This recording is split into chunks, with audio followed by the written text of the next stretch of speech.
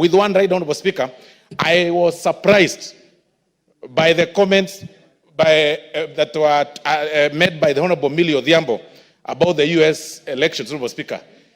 I have known Honorable Millie as a well-experienced politician, but I didn't know that with her years of experience, she couldn't predict and know clearly that her candidate would lose, because it was in black and white. It was outright. I mean, I want to inform her. Let me inform Honorable. This is a misconception, Honorable Speaker. It's a wrong perception. It's a wrong narrative.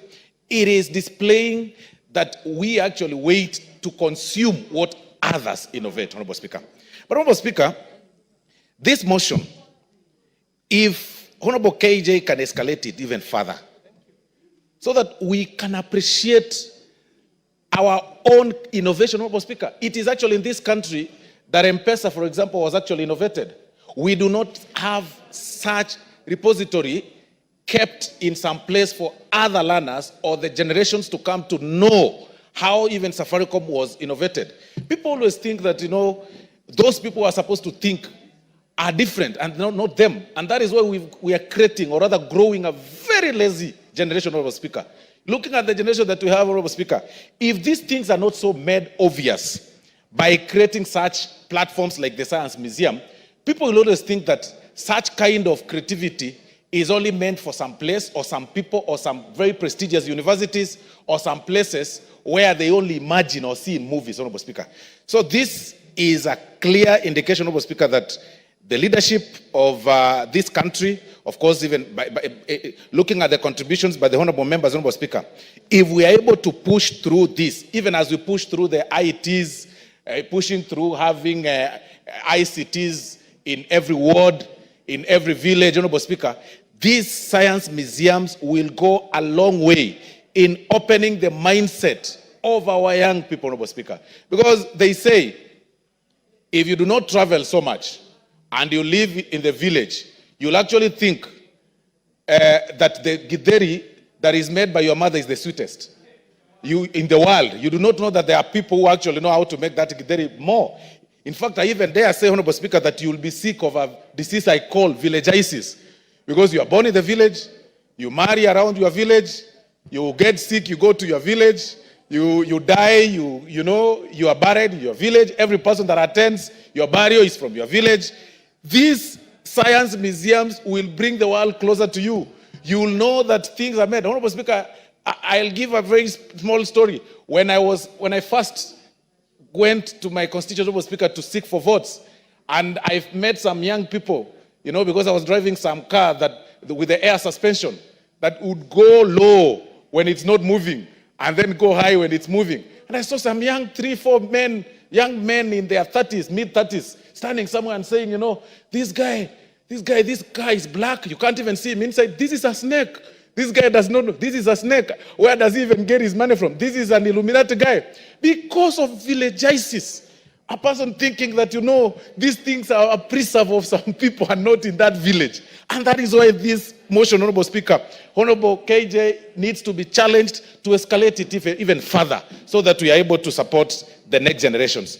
For that reason, Honorable Speaker, I beg to support, but with one right, Honorable Speaker, I was surprised by the comments that were made by the Honorable Millie Odhiambo about the US elections, Honorable Speaker.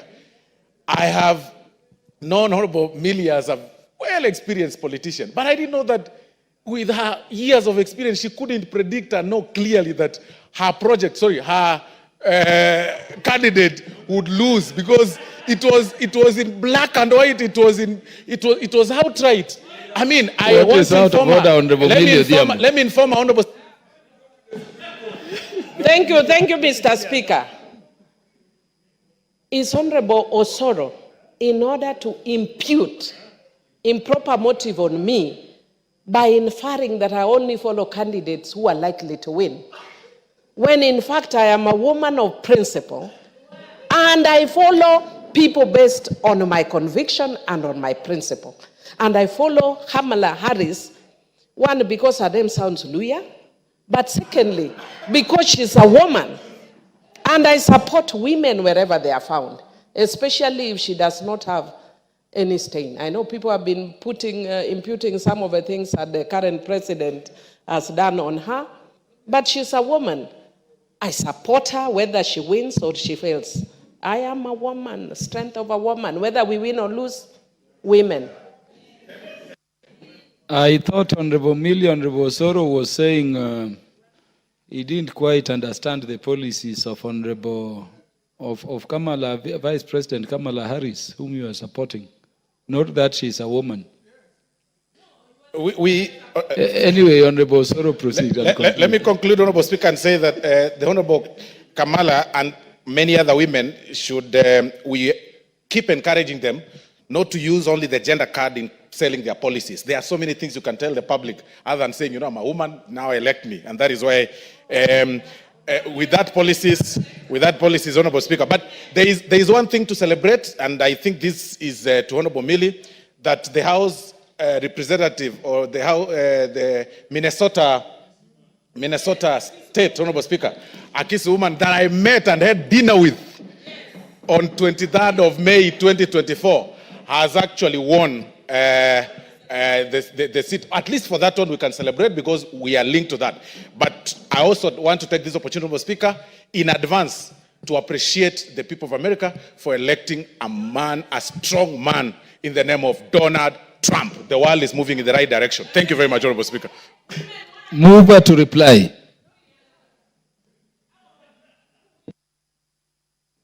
Honorable Speaker, I would want to invoke standing